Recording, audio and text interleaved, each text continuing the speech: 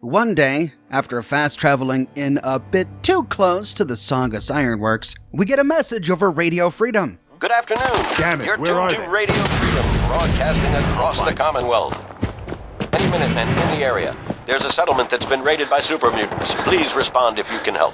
Sounds like just another day in the life of the Minuteman General. Heading to the location marked on our map, however, when we arrive, we discover a swimming pool filled with tarberries. And all around us, we see ghouls. Upon arrival, we can talk to the guy in charge, Wiseman. Welcome to the Slog. We're the only tarberry bog in the Commonwealth. So what do you think of the place? The Slog? How'd you come up with that name? We didn't. It was the caravan traders who started that. I started this place a few years back, but couldn't think of a name for it. Then one day, one of the traders pulls up after it's been raining for hours and says he's never had to slog through so much mud in his life. I asked him if it was worth it, and he said, for the best tarberries in the Commonwealth, it was definitely worth it. Working here is like a slog through the mud. It's tough going and you'll get dirty doing it, but at the end of the day, it's worth it. Looks fine, I guess. I wouldn't really know. Pretty clever. Yeah, I didn't think you had the look of a farmer about you. More the city type, I'd say, but with that smooth, clean skin. The first word that comes to my mind is ugly. Next time, maybe wait for your mind to come up with a second word before saying it. Hey, do I look like a guy who puts a premium on beauty? Sure, there are prettier farms in the Commonwealth, but none of them know how to grow tarberries like we do. It's pretty clever, making a tarberry bog out of an old swimming pool. The Commonwealth could use more of that kind of ingenuity. I appreciate your saying so. When I came across this place, it was the first time I'd seen anything like it. It seemed like a shame not to use it for something. You probably noticed it's only ghouls around here. I used to live in Diamond City, until that rat bastard mayor threw me and all the other ghouls out. I decided that we ghouls should have a place where we could feel welcome, and that's mainly why I started up this farm. Why did the mayor throw you out? We're ugly. We turn feral and kill people. We give the kids nightmares. All the usual stuff we get from you smoothskins. Now, it's true that there was one incident in Diamond City where a ghoul turned feral and someone got hurt. But I ask you this. How many humans have suddenly turned violent and killed someone? I've seen it more times than I care to admit. It's a wonder you don't scare off all the traders. Oh, there's a few that won't come around. They believe all that nonsense coming out of Diamond City, I guess. Truth be told, we ghouls get a pretty bad rap in these parts. I don't think it has to be that way, though. It looks like you've done well for yourselves. It's a good start, yeah, and I'm proud of all the work we've done. Still, I think we can do more. Makes sense. It's not the only reason I created the Slog, though. I also had something else a little bigger in mind. What if this place could be more than just a refuge for ghouls who aren't welcome elsewhere? What if it could also be an example of what we can do when we put our minds to something and work together? We want this to be a place that everyone looks forward to visiting, with smiling faces, good bargains, and great produce. Maybe we can make people take a second look, you know? Maybe then they'd see that we're not monsters. Anything I can do to help? As a matter of fact, there is. Well, it's a nice goal anyway. Good luck. I don't have any illusions about how hard it'll be. Every day is a struggle out here. In fact, we've got some trouble right now, and we could really use some help. Acting friendly isn't going to change the fact that you look and smell like walking corpses. Maybe, but when it comes to trade, our caps are as good as anyone's. Speaking of trade, we've been having some trouble lately. I think it's a great idea. You really think so? Because if you do, we could definitely use some help. We can't sell tarberries without traders, and trade caravans need safe roads. There's a gang of super mutants that's been preying on anyone who comes near their turf, including traders. It'd be a great help to us if you could take care of those brutes once and for all. Do you know where they're coming from? We have a pretty good idea. I hope you can find them and wipe them out. Well, I'll see what I can do. Oh, thanks. We were kind of at the end of our rope here. Sorry, I can't help. Oh, okay. I guess we're on our own then. I'll take care of those super mutants. I promise. Good. I didn't know what we were going to do. And Wiseman isn't the only named ghoul who lives here. There's Jones. I knew you would help us. Hi. Thanks for agreeing to help. 3 nameless worker ghouls. We grow the best tarberries in the Commonwealth. Deirdre, who's also a merchant. Not many people would offer help to strangers. If you've got caps, I've got goods. That'd be great. She sells tarberries, of course, but she doesn't have any scrap shipments for sale, and only 9 caps to barter with. Not the best merchant here. And Holly. Hi. If you want to help us out, hop in the pool and gather some tarberries. I'll pay you caps for each one you bring me. You bring me tarberries, and I'll give you caps. If you're really lucky, maybe I'll give you something else. Wow, ain't you a looker? Ain't glamorous work, but a girl's gotta make a living, right? Like many of the other settlements that have stories in the Commonwealth, Holly gives us an unmarked quest to trade tarberries for caps. However, unlike with Lucy at Abernathy Farm, we don't find a charisma check to negotiate for a better price. Ready to get paid for those tarberries? Or are you here to, admire the goods? What are you offering exactly? It's 2 caps for each tarberry. Good enough? Tell me about these goods. You're looking at 'em, hot stuff. I might be a ghoul, but I'm still all woman. So, what do you think? About what? About me, of course. And be honest. You're not really my type. You might think that now, but how do you really know until you try? You can't be serious. Sweetheart, when it comes to looking good, I'm always serious. I think you look pretty good. Yeah, you're looking pretty damn fine yourself, stranger. I know I come on a little strong sometimes, but why wait around for someone to chase me? Oh, when I see something I like, I go after it. After all, we ghouls might live a long time compared to humans, but I won't be around forever. So, do you think you could ever see yourself, dating a ghoul? Are you hitting on me? Not used to aggressive women, huh? Well, I won't hold it against you. I'd still like to know your answer, though. So tell me, would you date a ghoul? I just lost someone. I'm not even thinking about that. Hell no.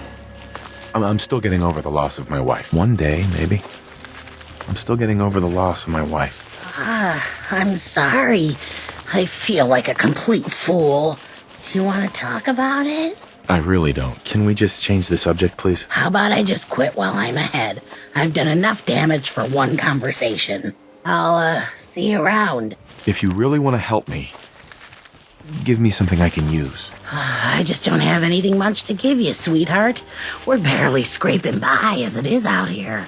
My wife was murdered, and my son was kidnapped. Oh, that's horrible. I can't even imagine what you must be going through. I'll say goodbye, then. Good luck with everything. Oh, Yeah, I'll take those caps now. here you go. 2 caps per berry. Thanks much. Gotta admire the confidence on Holly. What a fascinating conversation, and it's hidden behind such a strange dialogue tree. Only with tarberries in our inventory do we have access to that conversation. And if we want to get it, we have to talk to her before completing the quest that Wiseman gave us. So the roads outside the Slog are being threatened by super mutants. Wiseman marks the location of Breakheart Banks on our Pip-Boy. Heading that way, we pass by a ruined snack shop right next to the Slog. The snack shop door is locked. After picking it and heading inside, we find a skeleton on the ground. On the counter nearby is a note, the snack bar note. Well, this is it. I can't believe I'm gonna die in a stinking snack bar. I know I should have propped the door open. 2 steps in and I heard the click behind me. All because Brian said there might be a snow cone machine in here. Goodbye, cruel world. And here he lies, dead. The game files tell us that the skeleton's name is Tim. Apparently Tim got locked inside the snack bar and never thought to, break a window so he could leave. He just resigned himself to his fate and died here. Poor Tim. To find Breakheart Banks, we follow the road away from the Slog west. Eventually, we find our rickety shack on a hillside overlooking a river. Getting close, we see a bunch of super mutants, and upon engaging them, we discover Breakheart Banks.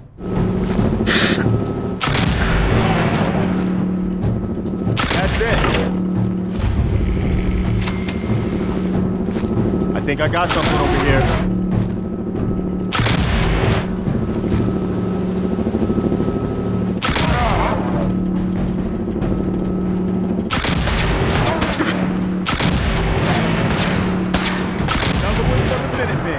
With the super mutants dead, we can explore the place. There's a super mutant chest harness lying on a dresser inside the shack. That's more armor for Strong. A first aid kit on a wall, a weapons workshop, a couple of ammo boxes, and an end of dungeon steamer trunk. In a ruined bathroom on the ground floor, we find a couple of settler corpses. So these mutants really have been waylaying people on the roads, making trade dangerous for the Slog. On a sniper's roost, we find a super mutant waistcloth armor for Strong, a Nuka-Cola Quantum, and another ammo box. And Breakheart Banks can be a destination for Radiant quests. For example, the Railroad Radiant quest, where we have to find an escaped synth. On the other side of the bathroom beneath the shack, we'll find the quest target, in this case an escaped synth, and we can give her a synth care package. Heading back to the Slog, we can tell Wiseman the good news. Those super mutants won't be bothering you again. I guess you were the right person for the job, huh? Thanks, friend. By the way, we've decided to support the Minutemen. We've got to help each other if we want things to get better. With that, we gain the Slog as a settlement. All of the ghouls here become settlers. And like with Lucy at Abernathy Farm, after completing the quest here, we can no longer turn in the Tarberry quest to Holly. And she no longer offers it. She just has standard settler dialogue. The Slog is one of the best settlements in the game. Not only does it already produce an enormous amount of food, 27 on Tarberries alone, but it comes with a huge building with a perfectly intact roof and plenty of spare rooms to build in. All we have to do to get to 11 settlers is plop down a few beds, really. If we do grow the Slog, it attracts settlers of all types from around the Commonwealth. Part of me thought that maybe it would just attract ghouls, seeing as how they're not welcome in so many other places, but I actually didn't recruit any ghouls. I ultimately got to 12 settlers, and all of the new ones were human. I went ahead and created some defense near the roads pointing at Saugus Ironworks, because Saugus Ironworks is a bit too close for comfort. The Saugus raiders will sometimes wander a bit too close to the Slog and aggro the entire settlement, so it's good to have some defense here. In addition to the tarberries in the pool, there's a farm of other crops off to one side, and we've got plenty of land to plant more crops if we wanted to. We also find a couple of patches of naturally occurring wild mute fruit by the fence of the Slog, which we can loot and it'll periodically respawn. This is going to be important to keep in mind for much later. Sadly, we can't plant more tarberries. However, we can place a water purifier in the middle of the pool. The Slog comes with 7 settlers: Wiseman, Jones, Holly, Deirdre, and 3 nameless worker ghouls.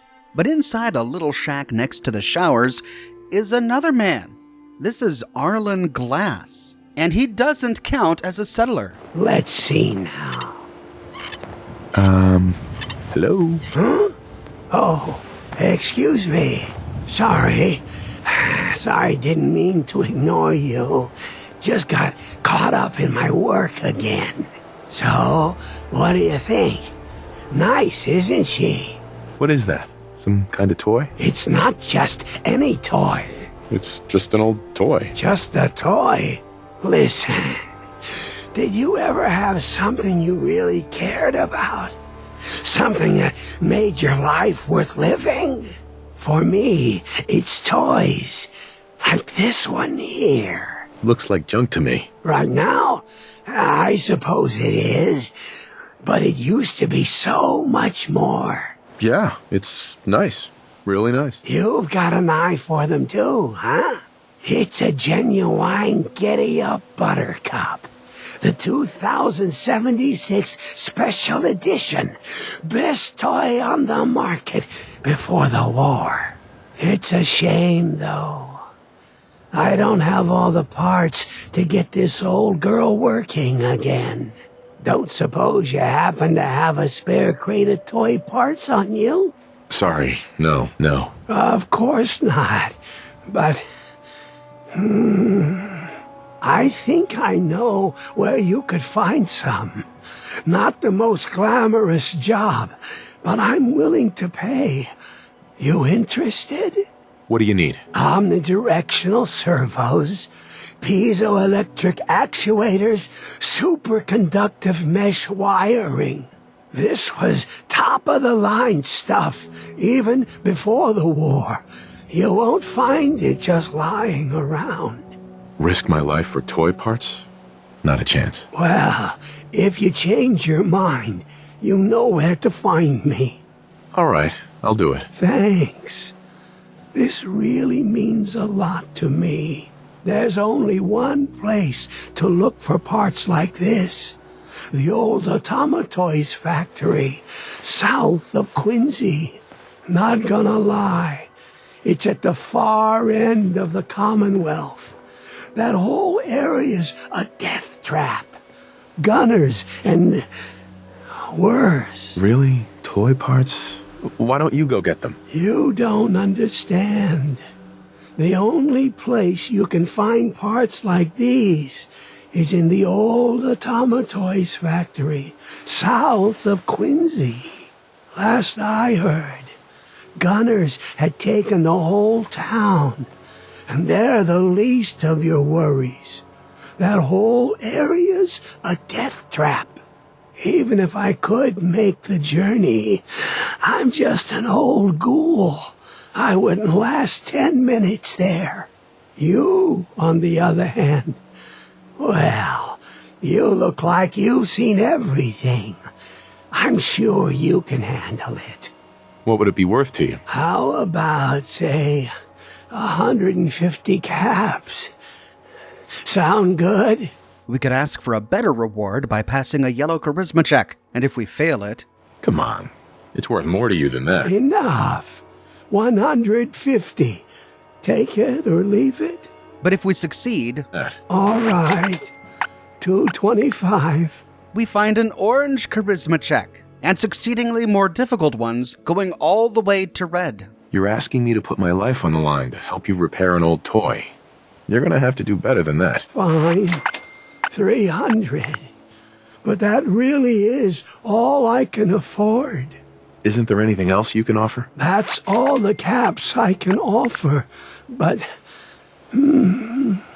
I do have an old ID card you could have. Might come in handy. I don't know. I'll think about it. That's all I ask. Remember, the factory's south of Quincy. Bring me a crate of parts, and I'll pay you for the trouble. Now, where was I?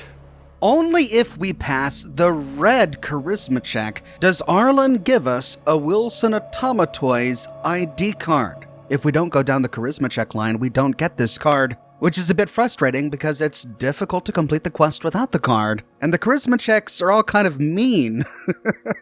We have to strong-arm this poor guy who just loves toys out of more and more of his money.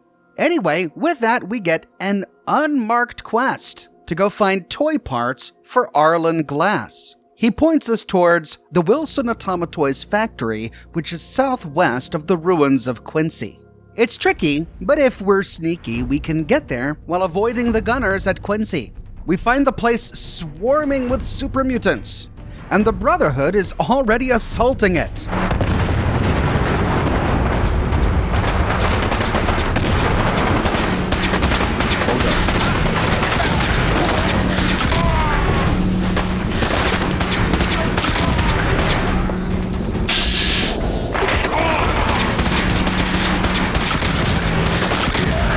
And the super mutants here are led by a mini-boss named Big Mac, and it can be pretty tricky to kill him. The Brotherhood!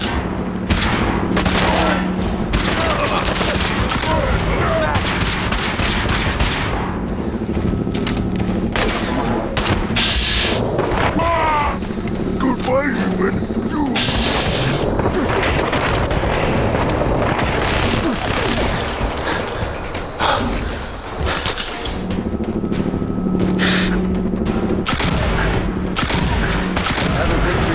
Now that the mutants are dead, we can explore this factory to find the box of toys. The factory is pretty unique in that it's not its own interior cell.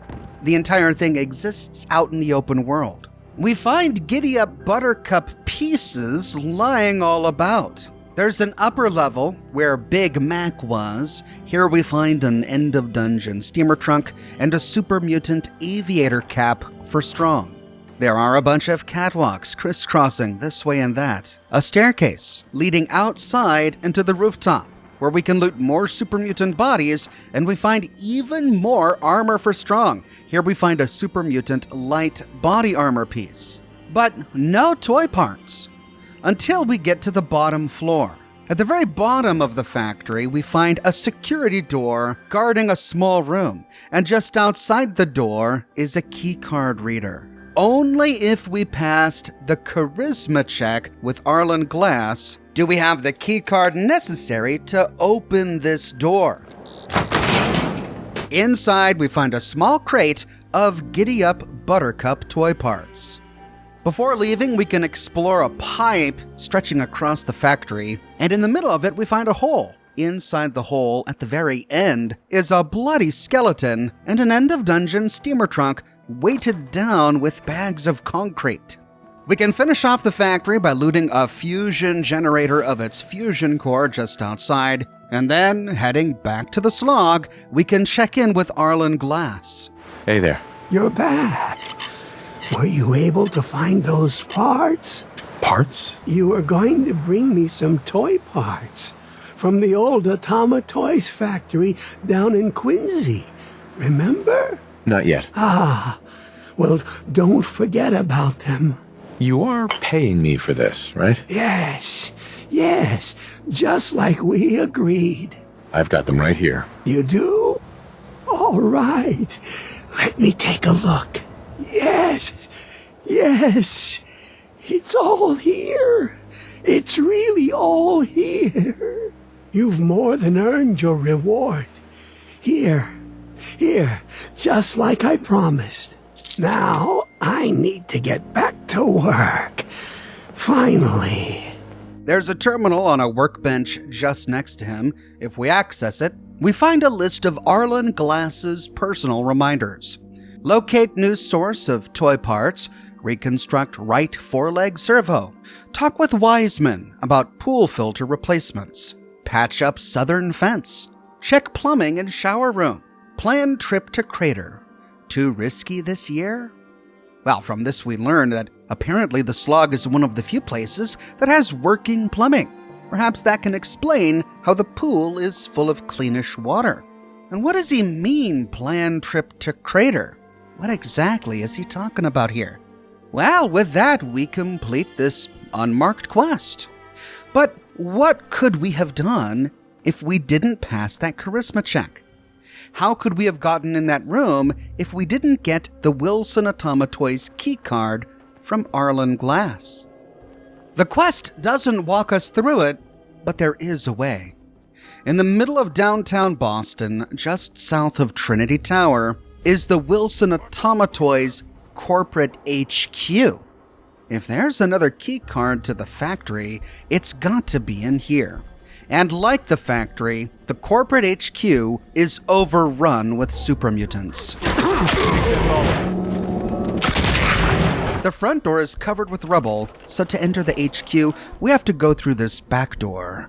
We arrive in a hallway with a master-locked door to the right, a security door directly in front of us, and a broken door to the left. Disarming the can chimes, we creep forward to find a super mutant. Looks like there are more in the structure. They're looking for us. We'll have to tread carefully.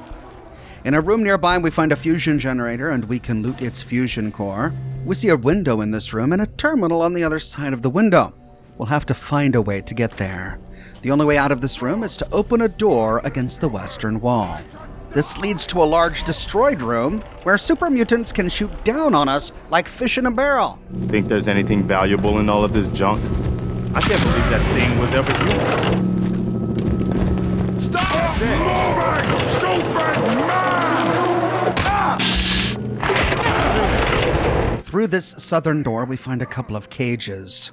One is filled with settler bodies, and the other, which is locked with a novice lock, has a dead raider inside. This room turns east. We find a hole in the wall and a skeleton holding a cap stash. Continuing east, we arrive in a storage room filled with intact giddy-up buttercups. The room is booby-trapped with a bathroom scale and a cigar box bomb on one of these shelves. Here, we find a rubble ramp leading up to the ground floor. What we just finished exploring was the basement. However, we didn't find that terminal on the other side of the window, so we know that we're going to have to make our way back down here at some point. Almost immediately, we get discovered by a legendary super mutant.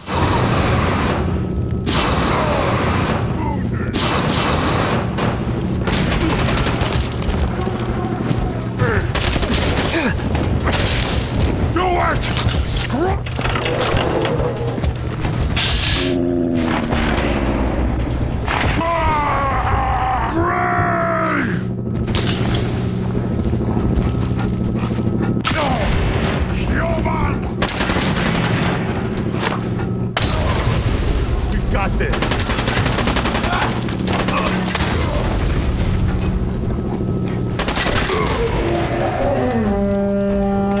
These guys are dead, but there's more out there. Moving through a ruined bathroom, we can pass through a hole in the wall to reach the room with the collapsed floor. Here we can loot the dead and open a door against the northern wall. And inside, you guessed it, No more hiding for you!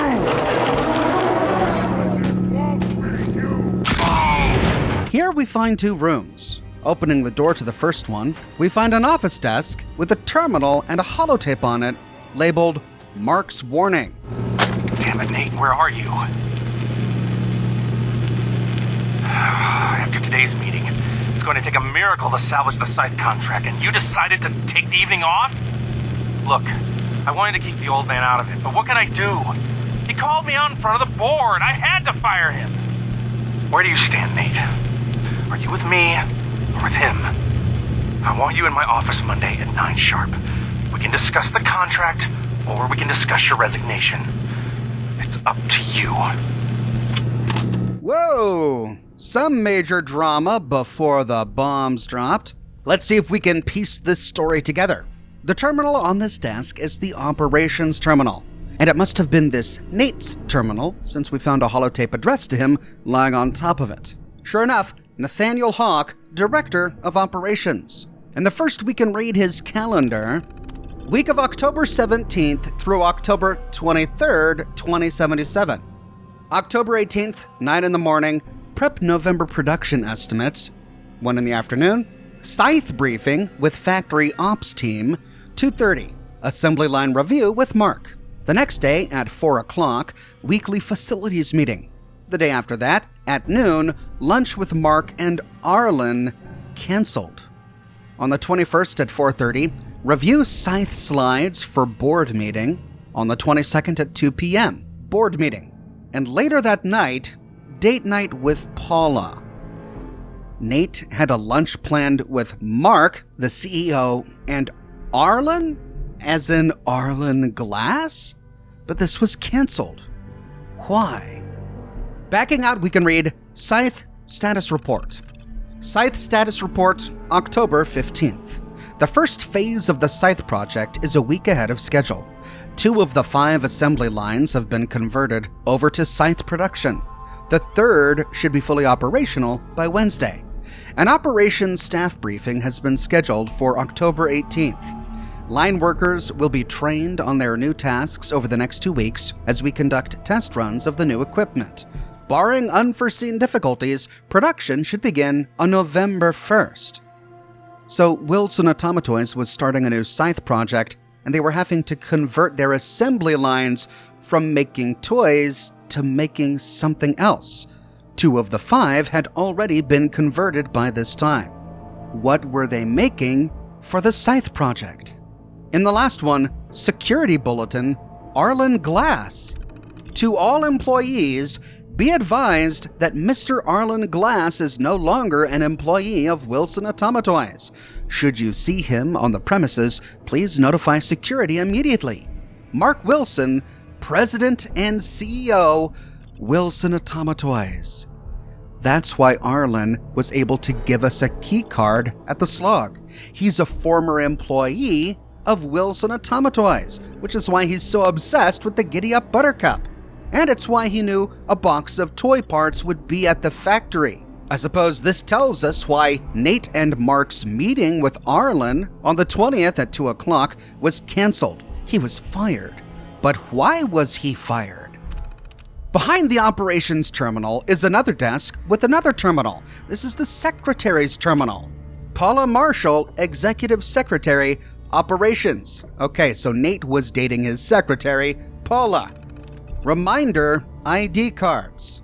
To all employees, remember that your Atomatoys ID card is an essential part of corporate operational security, both here and at our factory.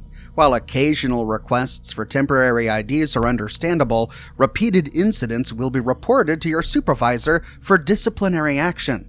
Jack Kern, Security. Huh. Why does a toy factory have such stringent security? Backing out of this entry, we find the same security bulletin that we read on the last terminal. And backing out of the terminal, we find a Wilson Atomatoys ID card lying here. Paula left the office without her ID card. Whoops.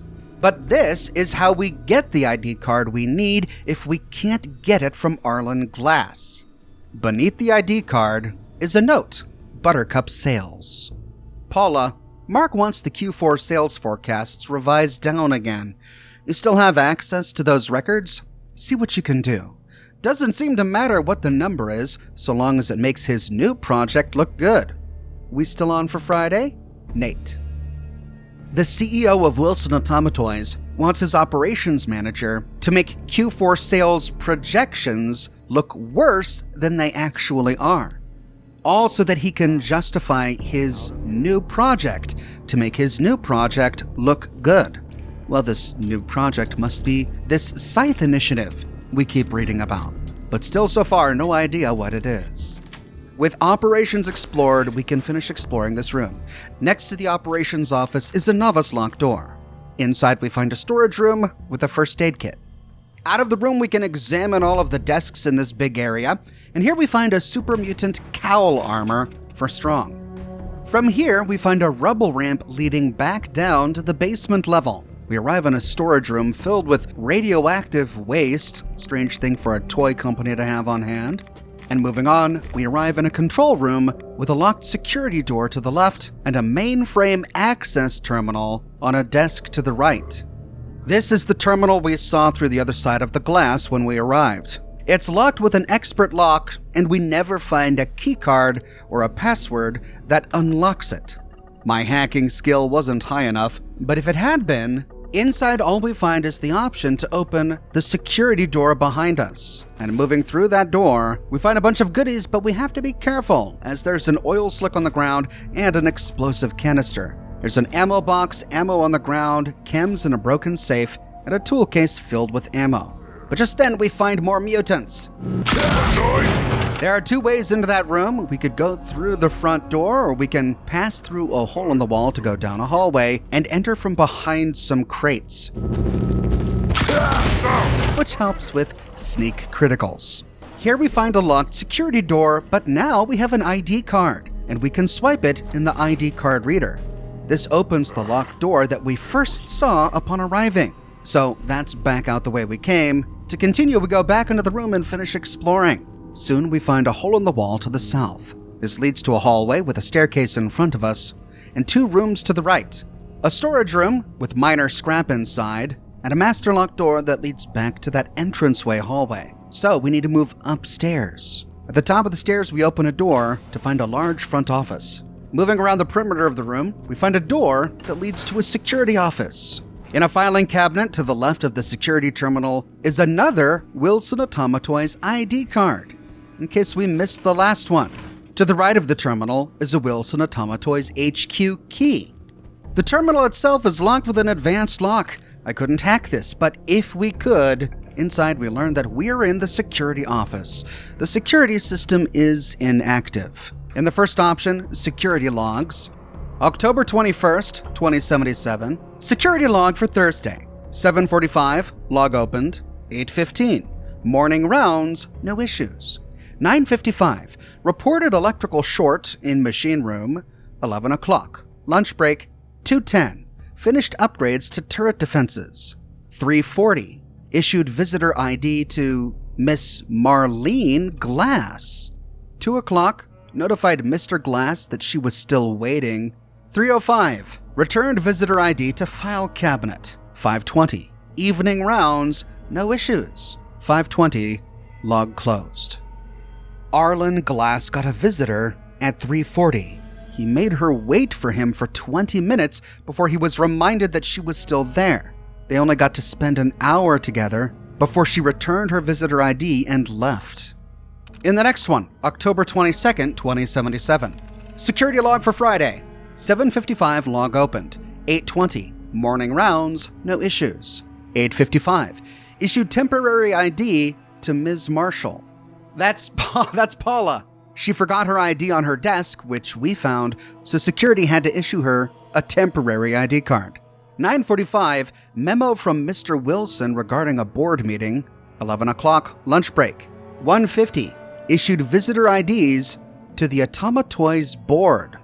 1:55, issued visitor ID to Colonel Nelson. 2:45, disturbance reported in boardroom.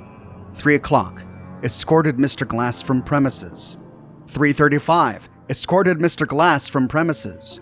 4:30, collected visitor IDs. 5:25, evening rounds, escorted Mr. Glass. 5:30, notified police. 5:30, log closed. Something happened during the board meeting that made Arlen Glass freak out.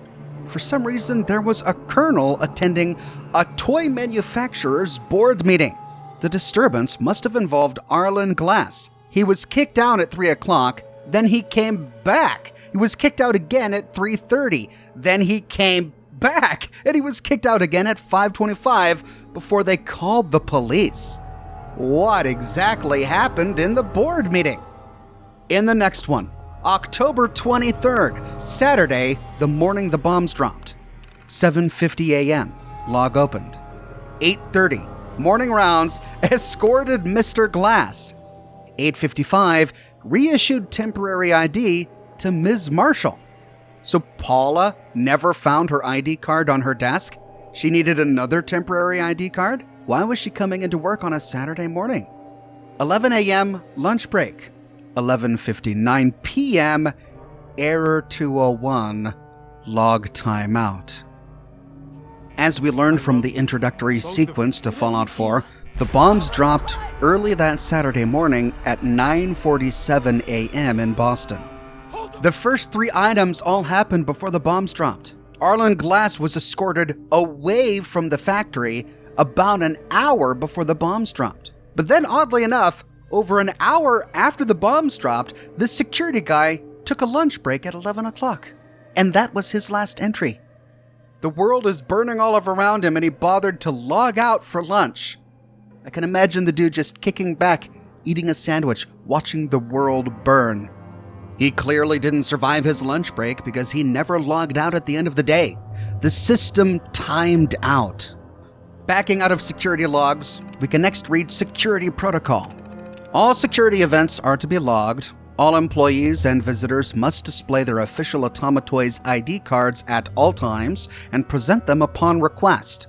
All visitors must be issued visitor ID cards by security. When not in use, visitor IDs are to be stored in the file cabinet in the security office. So it looks like the ID we looted in the filing cabinet was a visitor ID card. All visitors must be escorted by an employee or member of the security staff at all times. We then see the same security bulletin about Arlen Glass being fired, and from here we can access turret control. Out of this room and crossing the hall, we arrive in some sort of boardroom. Here we find a rubble ramp leading upstairs, but we still need to finish exploring this room. Moving out, we see why the front door to the factory was blocked. The floor above had caved in and covered the front door.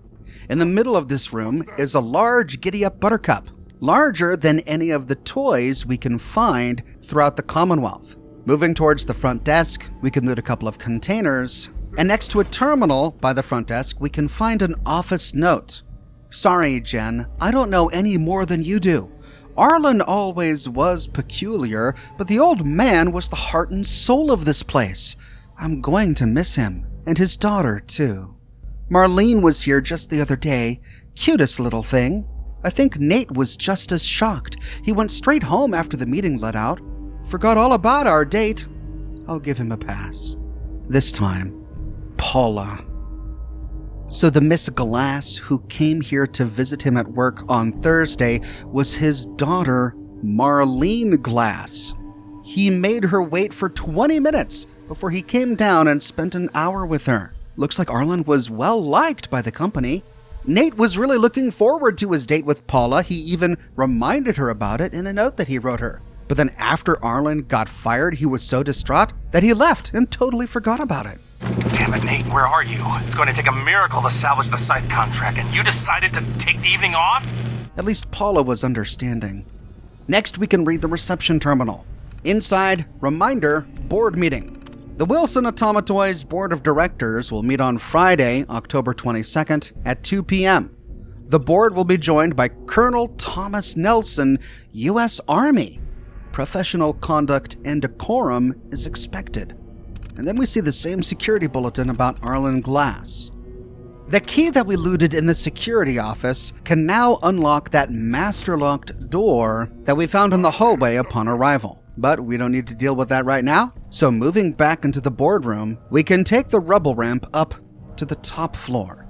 These were the executive offices, and they're in utter ruin. The first door to the left is a small theater. We find a number of skeletons here, and the projector is tipped over in the middle of the seats. We find a number of items hiding under the seats, a Nuka-Cola Quantum and some bubblegum under one, and under another, next to a skeleton, is the Wilson Atomatoys HQ key. That gives us 2 copies. Moving out of the theater, we turn left, and we can use the key, or the one we found in the security office, to open the first door in front of us. We find someone's office that has been mostly untouched for hundreds of years. On some shelves to the right are a number of toys, and on the desk is a note, reminder. Remember, Marlene will be coming to your office after school on Thursday around 3:30. I'll stop by at 5 o'clock to pick her up. Cheryl. This must be Arlen's office. Even after being reminded by his wife, he forgot that his daughter was coming to visit him at work. She arrived at 3:30, got the visitor pass from security at 3:40, then waited for 20 minutes until Arlen was reminded that she was there. At least she got to spend an hour with him before her mom picked her up at 5 o'clock. That must mean that this development office terminal is Arlen Glass's terminal. Inside, we find a calendar. October 18th, 9 a.m., brainstorming with Mark, canceled. 10:30, material vendor meeting, canceled. 7:30, October parent focus group. The next day, 11 a.m., sales and marketing review, canceled. 1:30, product development research. The next day on the 20th, 12 noon, lunch with Mark and Nate, canceled. 1 o'clock, product development research. The next day, 9 a.m., prep presentation for board. 1 o'clock, product development research. 3:30, reminder, Marlene coming to office. And the next day, at 2 o'clock, board meeting, pending invite. Something wrong was going on here for Arlen before his outburst during the board meeting. He was being sidelined and ignored Long before then, every meeting he had with Mark was canceled. Any meetings that could give him a glimpse as to what the other departments were working on were canceled. He wasn't even invited to the board meeting, even though he made his own presentation. Looks like he had to crash it. In the next one, documents, we find 3 options. In the first, sales forecasts. Giddy Up Buttercup sales forecast, October 1st, 2077. Based on current market conditions, analysts expect sales of the Giddy Up Buttercup to decline in the fourth quarter from 122 million to 110 million, a year-over-year loss of 17%, and a disappointing showing in the important holiday sales period. Brand stagnation and market saturation at the current $16,000 price point are blamed for the continuing decline. But, as we learned from Nate's letter to Paula, these numbers were likely fudged. Mark told Nate to downplay the sales figures so that he could justify his Scythe program. In the next one, draft regarding sales forecast. I don't believe these numbers. We've had solid sales for years. What's changed? If our sales really are down, we need to expand our market. Premium editions, collectible variations, maybe even try a boys line. I'll work up some ideas for next week's board meeting. It'll be great, you'll see. But I can't do this alone, Mark. Your father and I collaborated on everything. I don't know what the hell you've been doing for the past year. Arlen. So Mark is a younger man. He's the son of the original founder of Wilson Atomatoys, and that founder was close with Arlen. But when Mark came to power, he sidelined his father's friend. In the next one, product brainstorming, collectible variants, body/hair color variants, identifying marks, Mythics product line, Pegasi, unicorns, alternative markets, boys, Cowboys and Indians line, insensitive, boys, ride 'em bucking bronco, premium, princess line with crystal, gold/silver shotting, promotional tie-ins, Hubris Comics, Mechanist's Robot Horse, Nuka-Cola, limited edition Red Horse, Vault Tech, huh? You couldn't come up with a good idea to integrate with Vault Tech. Not much use for a horse in an underground bunker. Backing out, we again see the same system-wide security bulletin about Arlen being fired. But by reading the note on the desk or by reading the terminal, we learn Arlen's passcode. So moving to the terminal on the wall by the security door, we can punch in his passcode, Marlene, his daughter's name, into the terminal and open the security door. Well, look at this. Like the owner just walked away from it 5 minutes ago. Inside, we find some Giddy Up Buttercup parts and the development lab terminal, which can be opened using the same password, Marlene.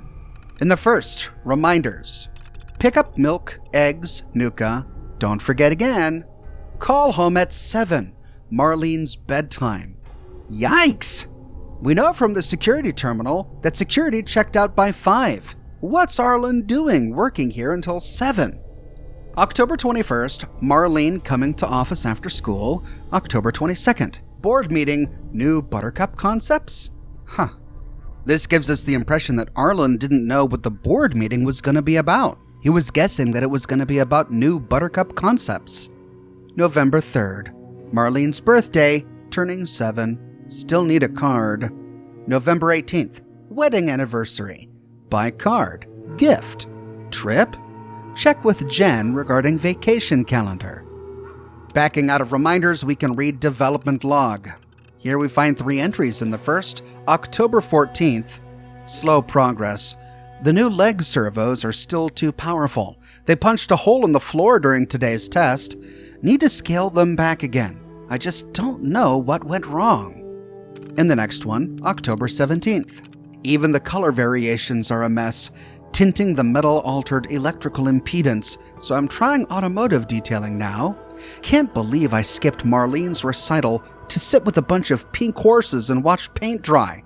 I'll make it up to her once this is all over. October 20th. What a disaster! I haven't heard back on any of the licensing proposals yet. The shift supervisor at the factory isn't returning my calls.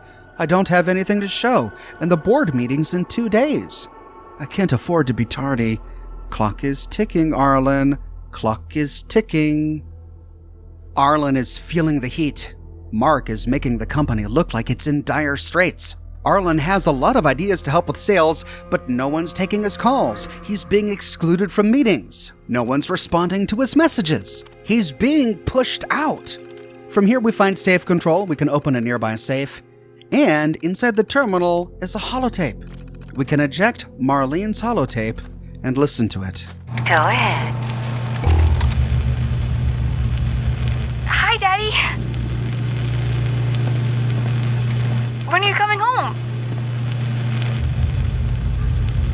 You work too much. I want you to read to me again.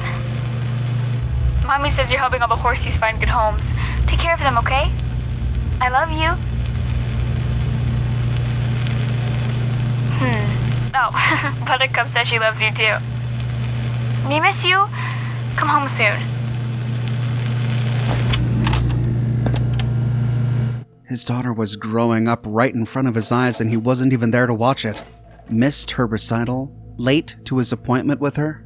But she clearly adored her father, and she loved the idea that he was working at a toy factory. Out of Arlen's office, we can move into the next one. Ah! Let's play!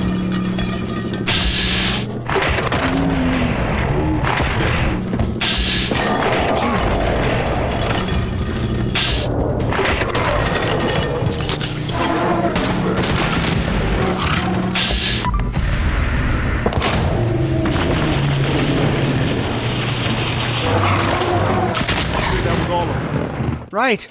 Almost forgot what time we were living in for a moment there. After clearing the mutants, we find a door in this room that leads to a small supply closet with a little bit of randomly generated scrap, and a door on the opposite wall that leads to an office. Here we find even more super mutant armor, some super mutant shoulder rags for Strong. Inside a desk, we find another copy of the Wilson Atomatoys HQ key and a resignation letter. Reading the letter in our inventory, I know I wasn't the best of fathers. Atomatoys took too much of my time, and I couldn't be there for you when you needed me. Your birthdays, your graduation, your mother's funeral. But everything I did has always been for you. These past few years have been difficult. The toy business didn't come naturally to you. But you've grown into it. You deserve to be the next president of Wilson Atomatoys. Congratulations, son. You've earned it. Sincerely, George Wilson, founder and president, Wilson Atomatoys. Mark is a Nepo baby. He didn't earn his way into the CEO position. His father gave it to him because he felt guilty about not being there for his son when he was a child. Does Mark even care about toys? Does he even care about the work that his father, George, and Arlen did here? Moving to the other side of the desk, we find an end-of-dungeon steamer trunk, and directly below it on the desktop is a note. Warning. Bombers incoming. Get to shelter. See you on the other side. Tom. Next to this is the President's Terminal. Mark Wilson, President and CEO. And the first one, calendar. October 18th, 9 a.m., brainstorming with Arlen, canceled. 11:30, lunch with Tom. 1 o'clock, scythe briefing with factory ops team. 2:30, assembly line review with Nate. The next day, 11 o'clock, sales and marketing review, canceled. The day after that, 9 a.m., scythe participants briefing, DC. 12 p.m., lunch with Arlen and Nate, canceled. The day after that, 11 a.m., lunch with Tom. 1:30, prep scythe notes for board meeting, and then on 2 o'clock the next day, board meeting. It wasn't just Arlen that Mark was sidelining here. He was canceling anything that had to do with the sales, marketing, and production of Giddy Up Buttercups. The only thing on his calendar that he actually showed up for was anything related to this Scythe initiative and his meetings with Tom, the guy who wrote him that note, whoever that is. In the next one, Scythe program approval.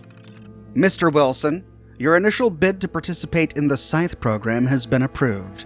While my superiors had their doubts, the specifications you provided for your factory more than meet our requirements. As a reminder, this program is classified restricted. As a cover of civilian manufacturing is essential to its success, information about the program should be tightly controlled and provided to your staff on a need-to-know basis only. Colonel Thomas Nelson, Director, Scythe Program, Department of the Army. Memo. Mark. Lunch Monday? Tom is Colonel Tom, the same colonel who showed up to the board meeting. The Scythe program is Tom's program, and being a colonel in the military, he heard that bombers were coming that morning, and one of the first things he did was to warn Mark. I suppose it pays to have friends in high places. In the next one, Scythe program specifications. Classified restricted, September 1st, 2077. The Scythe program seeks to repurpose civilian manufacturing infrastructure for the covert production of munitions, allowing for rapid military mobilization in the event of a major conventional forces conflict. As an approved participant in this program, you are to immediately begin production of landmines per your contract. Provided your quotas are met, limited civilian manufacturing may continue until and unless a full mobilization is ordered. And there it is. Mark was canceling all meetings with Arlen Glass, marketing, and sales because the Giddy-Up Buttercup didn't matter anymore. He was shutting down production lines for the Giddy-Up Buttercup because the Buttercup didn't matter anymore. He was downplaying the Buttercup's sales figures to justify the Scythe program, which he had already been approved for. Mark took government money to turn a toy factory into a munitions factory, making landmines. That's what Mark told the board of directors during the board meeting. That's what Arlen learned to his horror. That's why he made a disturbance, and that's why Arlen was kicked out. Look, I wanted to keep the old man out of it, but what can I do? He called me out in front of the board. I had to fire him. We see the same security bulletin about Arlen being fired. We can access a nearby safe, and as we do, on the ground beneath the safe, we discover a tipped-over trash can, and lying inside the trash can is a holotape, Arlen's manifesto. Mark, do you know why toys are important? They help children dream. They let them imagine a better future beyond this blasted war. They give them hope. 30 years ago, I met a man who understood that. Your father and I built Wilson Atomatoys on that hope. He poured his life into that hope. And now, you've thrown it all away. Sold it in search of a quick profit. It's still not too late. If you won't do it for me, for your father, for the company, then please do it for the children. With that, we've found all of the secrets the Wilson Atomatoys Corporate headquarters can give us. Heading out of the CEO's office, we can open an elevator door to find a skeleton clutching a gun. I hope that's not what it looks like. This could possibly be the skeleton of Paula. We know she came back here Saturday morning, possibly to retrieve her ID card. And then we can open a door on the northern wall to Back Bay. We arrive on a rooftop balcony, and it's swarming with mutants.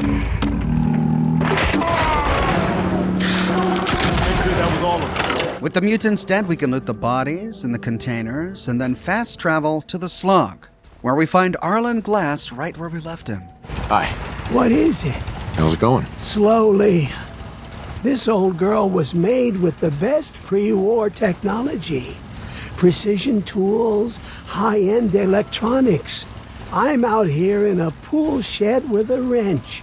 But don't you worry. I'll get her done. Eventually. It's nothing. Sorry. It's all right. Now, where was I? But now that we know his whole story, we've unlocked more dialogue options with him. Are you the Arlen Glass? The toy designer? I am. Where did you hear that? Sorry, I don't remember. Don't feel bad. I barely remember anything from those days. And what I can, I try to forget. Never mind. It's not important. All right. Well, I'd better get back to work. Or we can pass a charisma check to mention his daughter. And if we fail it... Did you have a daughter? She died in the war. It's been a long time. Please, I don't want to talk about it. But if we succeed... Marlene. She died in the war. I wasn't the best father. Too old. Worked too much. In the end, I never even got to say goodbye. And if we found Marlene's holotape inside his personal terminal, we can give it to him. I think I have something that belongs to you. Holotape? Let's see now. He walks to his nearby terminal and plays it. Go ahead. Hi, Daddy. When are you coming home? Oh, God. You work too much. I want you to read to me again. Mommy says you're helping all the horsies find good homes. Take care of them, okay? I have. I love you. And you. Oh, Buttercup says she loves you too. When you miss you, come home soon. Oh, Marlene.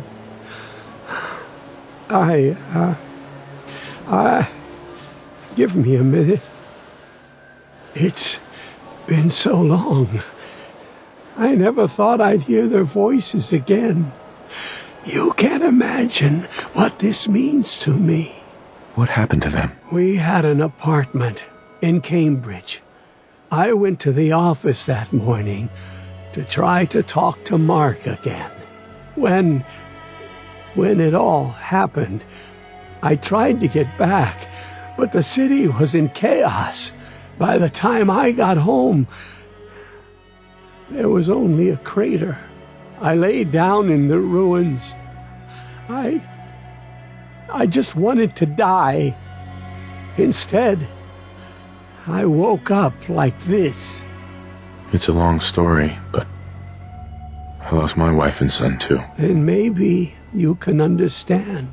She was right, you know. I did work too much. And now, I'll never hear her voice again. Never get to hold her. Kiss her goodnight. All I have left are the memories. And this tape, as one father to another. Thank you. All these years, you never gave up, did you? You're still working too much. I suppose so. We made toys. We made children happy. That's all that mattered. And as long as I can still do that, I will. It's the least I can do for her. What now? I can't possibly repay you for this. Here, take everything I have. It's not much, but... And one more thing. I was saving this for her birthday. All these years, it was all I had to remember her by. Please, I want you to have it. With that, he gives us a fully intact Buttercup toy. This Buttercup toy isn't a junk item. Instead, we find it in the miscellaneous section of our inventory. Then, he goes back to his terminal to listen to the holotape again. Go ahead. And we can leave to give him his privacy. Now we understand that part of his terminal where he said he might visit the crater again. He said that he and his family lived in an apartment in Cambridge, which means he likely lived where the Cambridge crater now lies. When we first find it, the Cambridge crater is filled with ghouls. But upon clearing them, we don't find any evidence of Arlen Glass or his family. If we come back to the Slog at some later time, we find Arlen Glass gone. His terminal is gone too, and in its place is another Giddy-Up Buttercup, presumably the one that he had been working on. He finally finished it, and lying where the terminal once did is Arlen's note. For a child who needs it, Arlen Glass. I read that Arlen can appear as a random encounter. At least, what we see here on this desk does. We'll find a Giddy-Up Buttercup lying in the middle of the road with this note lying next to it for a child who needs it. But even after spending hours trying to farm that random encounter after completing this quest, I was never able to, so I can't confirm whether or not that's true. But if we talk to Wiseman again, he'll tell us where he thinks Arlen has gone. You looking for Arlen? He up and left a few days ago. Said he was going to look for more toys to repair. He seemed different, like he'd made his peace with the world. Don't know what you did, but thanks. I publish new episodes in this series each and every week on my channel, so if you don't want to miss the next one, be sure to subscribe and to click that bell notification button. If you want to support me, you can become a member here on YouTube, a patron on Patreon, or you could buy my plush or some of my merch. Thanks again for watching, and I'll see you soon with the next episode in the full story of Fallout 4. You look like you could use a little